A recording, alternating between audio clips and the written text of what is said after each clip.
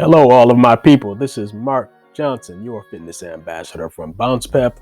As always, the youngest son of Bill Johnson. And a few months ago, I made a video called Fear, Anticipation, and Hunger.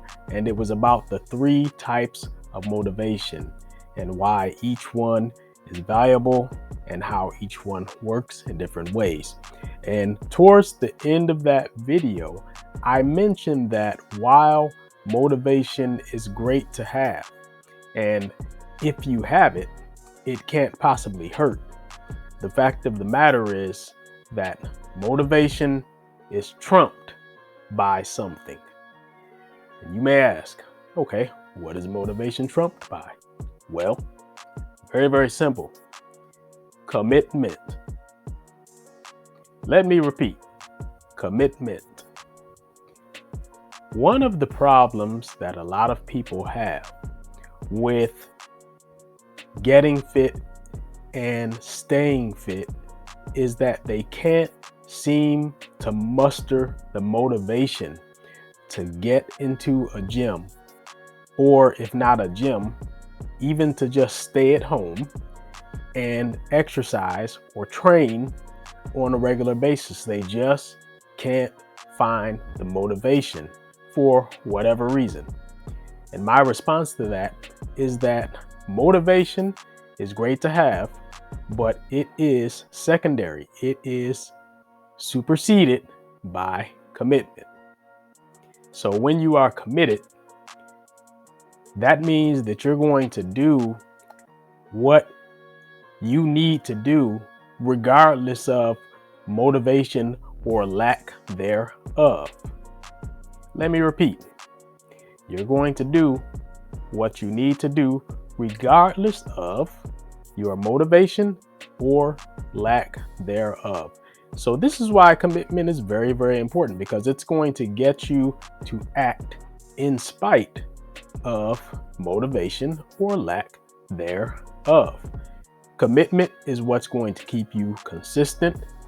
It is what's going to get you to do what you need to do under all circumstances, and as well to keep yourself accountable. When you're committed, you don't feel good about not following up on things and not doing things that you know you're supposed to do. So commitment is sort of a self-accountability mechanism that you can employ to keep yourself on track. And it works just as well for your fitness as well as in other aspects of your life. Now, let me explain something about commitment. You must have within your very identity, the way that you see yourself as a person, you must have at your core an image and a conviction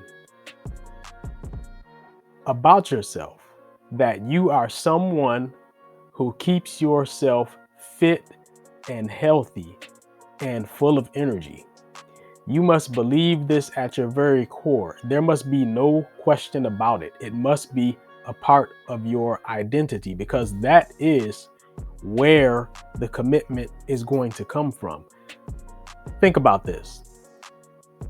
When, as a matter of your very identity, you are a fit and energetic person, you can't see yourself as being out of shape. You can't imagine yourself as being creaky. You can't imagine yourself as being rickety and suffering from all kinds of ailments. You can't imagine yourself as being weak. It's just not a part of the way you see yourself. So your identity doesn't really have any room for any of that. As a matter of your very identity, you are someone who keeps yourself in shape. And so this is what I'm talking about. When you know exactly who you are, and when you know what's acceptable for you, what's unacceptable for you in terms of your behavior and your standards, then motivation to a large extent becomes irrelevant, really, because you're going to act in accord with your identity, with how you view yourself, the very core of your being. You're going to act in accord with that. And what I say is that people who have a problem staying motivated to work out, well, the reason is because they can see themselves as being unfit.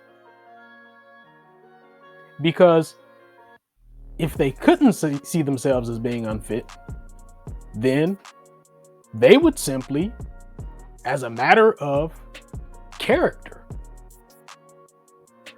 comes through in behavior, essentially. As a matter of their character, they would then behave in ways that reinforce their identity and that reinforce the fact that they are, in fact, someone who is in shape and energetic and feeling great. So I wanted to clear that up because it was a long time ago when I made that video called Fear, Anticipation, and Hunger. And at that time, I promised that I would make another video about commitment.